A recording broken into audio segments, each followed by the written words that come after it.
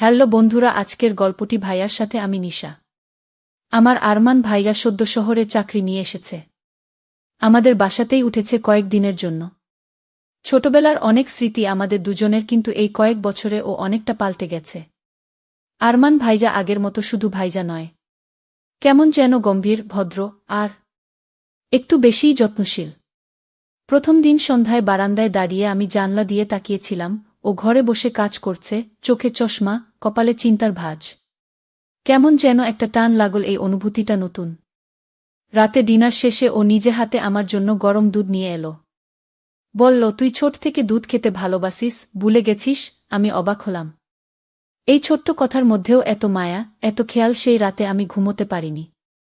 মনে হচ্ছিল আমার পরিচিত ভাইজাটার মধ্যে যেন অচেনা কোনো এক অনুভূতি জেগে উঠছে, আর সেই অনুভূতি আমাকেও ছুঁয়ে যাচ্ছে। পরদিন সকালে ঘুম ভাঙল জানলার আলো। রান্নাঘর থেকে ভেসে এলো কড়াইয়ে কিছু ভাজার শব্দ। আমি অবাক হয়ে উঠে দেখি আরমান ভাইজা নিজেই কিচেনে। তুই এত দেরি করে ঘুমাস? আজ তো আমি রান্না করলাম। তুমি এত সকালে? ভাইয়া হেসে বলল, তোকে এক কাপ চা খাওয়াতে ইচ্ছে করল। হাতে গরম কাপটা ধরিয়ে দিল। আঙুল ছুঁয়ে গেল এক মুহূর্তের জন্য একটা হালকা স্পর্শ, অথচ মনের মধ্যে ঝড় তুল। দুপুরে খাবার পর সবাই নিজের ঘরে।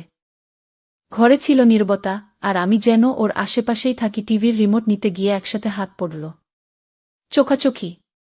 কোনো কথা ছিল না, শুধু দৃষ্টির গভীরে যেন কিছু বলা হয়ে যাচ্ছিল। ভাইয়া হালকা গলায় বলল, তুই বড় হয়ে গেছিস নিশা, অনেক বদলে গেছিস। আমি জিজ্ঞেস করলাম, তোমার চোখে আমি কেমন? ওর চোখে একটা চুপ থাকা। তারপর বলল, ভীষণ আপন, কিন্তু অনেক বেশি দূরের গু। সেদিন মনে হচ্ছিল আমাদের সম্পর্কটা শুধু ভাইবোনের সীমায় আর আটকে নেই। কিছু যেন ধীরে ধীরে বদলে যাচ্ছে, চুপি চুপি, অথচ গভীরে। সন্ধ্যাবেলায় ছাদে একা দাঁড়িয়েছিলাম। হাওয়ায় চুল উঠছিল, আর মনে হচ্ছিল কারো নিঃশ্বাস কাছেই অনুভব করছি। পেছন ফিরে দেখি আরমান ভাইজা নিঃশব্দে এসে পাশে দাঁড়াল।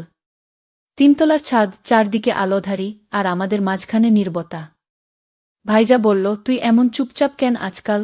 আমি একটু হেসে বললাম, হয়তো ভাবনার ভেতর হারিয়ে যাই। ভাইজা তাকিয়ে রইল কিছুক্ষণ।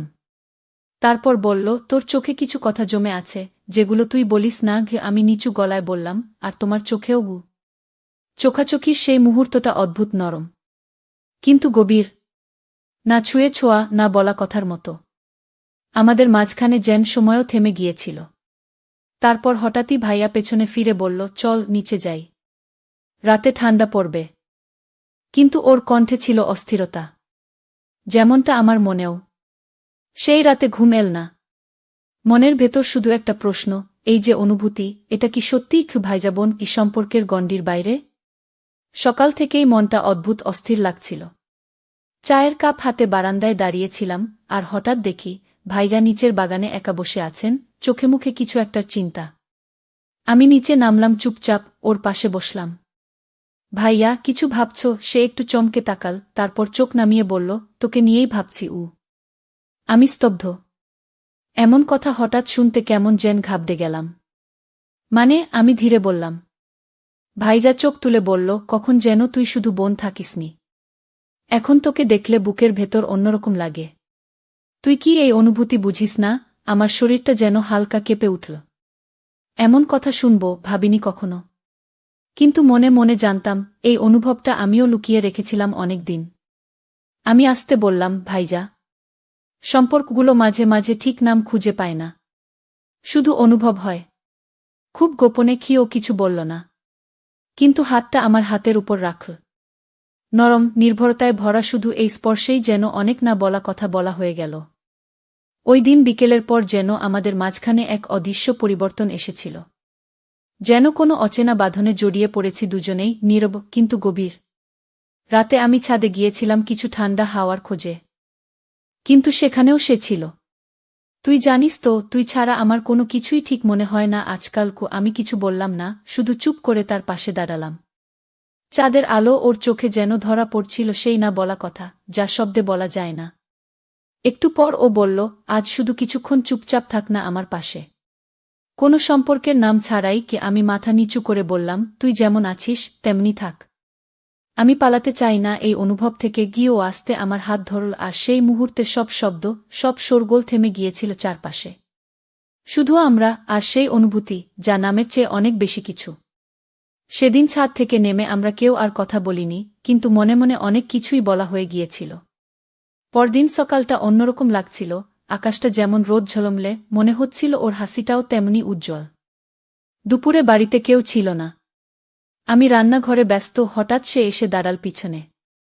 তুই আজ খুব সুন্দর লাগছিস। আমি অবাক হয়ে তাকালাম, কারণ সাধারণত ও কখনো সরাসরি কিছু বলে না। আজ একটু থাক না আমার সঙ্গে, আগের মতো। শুধু আমরা দুইজন। আমি চুপ করে থাকলাম। সেই নীরবতাই ছিল সম্মতি। সেই দুপুরে আমরা দুজনে একসাথে চা খেয়েছিলাম, গল্প করেছি ছোটবেলার, একে অপরের পছন্দ নিয়ে। ওর চোখে ছিল যত্ন, আমার চোখে ছিল মুগ্ধতা। আর এইভাবে কোনো সম্পর্কের সংজ্ঞা না দিয়েই আমরা ধীরে ধীরে এগিয়ে চলেছিলাম একটা এমন বন্ধনের দিকে, যা শুধুই অনুভবের। রাত আরও গভীর হচ্ছিল। বাড়ির সবাই ঘুমিয়ে পড়লেও আমাদের দুজনের মধ্যে তখনও জেগেছিল অজস্র অজানা অনুভব। আমি বারান্দায় দাঁড়িয়েছিলাম। হঠাৎ ও পেছন থেকে এসে বলল, আজ অনেক কিছু বলার ছিল, কিন্তু সাহস পাইনি। আমি ধীরে ধীরে ওর দিকে তাকালাম। চোখে চোখ পড়তেই বুঝলাম, আমার মনের ভেতরটা সে বুঝে ফেলেছে। আমি বললাম না কিছুই, কিন্তু হয়তো সেই নীরবতা ছিল আমার পক্ষ থেকে সম্মতি। ও আমার একদম কাছে এসে দাঁড়াল। বলল, তুই থাকলে আমার সবকিছু ঠিক হয়ে যায়। আমি তোকে ছাড়া আর কিছু ভাবতেই পারি না। শুধু মাথা নেড়ে জানিয়ে দিলাম, আমিও ওর অনুভূতিকে অস্বীকার করতে পারছি না। সে রাতে কোনো চিৎকার ছিল না, কোনো নাটকীয়তা ছিল না। কেবল দুটি মন নির্বে এক হয়ে গিয়েছিল, সমাজের চোখকে পাশ কাটিয়ে এক নতুন অনুভবের যাত্রা শুরু করেছিল। কয়েক সপ্তাহ কেটে গেছে। আমাদের সম্পর্কটা এখন আগের চেয়ে অনেক বেশি গভীর, কিন্তু ততটাই জটিল। আমরা একে অপরকে ভালোবেসে ফেলেছি, নিঃশব্দে, নিঃশর্তে। কিন্তু একদিন হঠাৎ ও বলল, আমরা যা করছি তা হয়তো হৃদয় দিয়ে ঠিক, কিন্তু সমাজ এই গল্প সহজে গ্রহণ করবে না। আমার চোখ ছলছল করছিল। আমি জানতাম ও যা বলছে সেটাই বাস্তব। ভালোবাসা কখনো কখনো আত্মত্যাগ চায়, ত্যাগ প্রকাশের চেয়ে বড় হয়ে ওঠে। আমরা সিদ্ধান্ত নিলাম, নিজেদের অনুভূতিকে সম্মান জানিয়ে বাস্তবতাকে মেনে নেব। ভবিষ্যতে একসাথে না হলেও আজীবন একে অপরের অনুভব হয়ে থাকব। তো বন্ধুরা, ভিডিওটি ভালো লাগলে কমেন্টে জানাবেন। এই রকম ভালোবাসার গল্প শুনতে চাইলে চ্যানেলটা সাবস্ক্রাইব করুন এবং পাশে থাকুন আর আপনার বেল আইকনটা বাজিয়ে রাখুন, যাতে নতুন ভিডিও আপলোড করা মাত্র আপনারা দেখতে পারেন।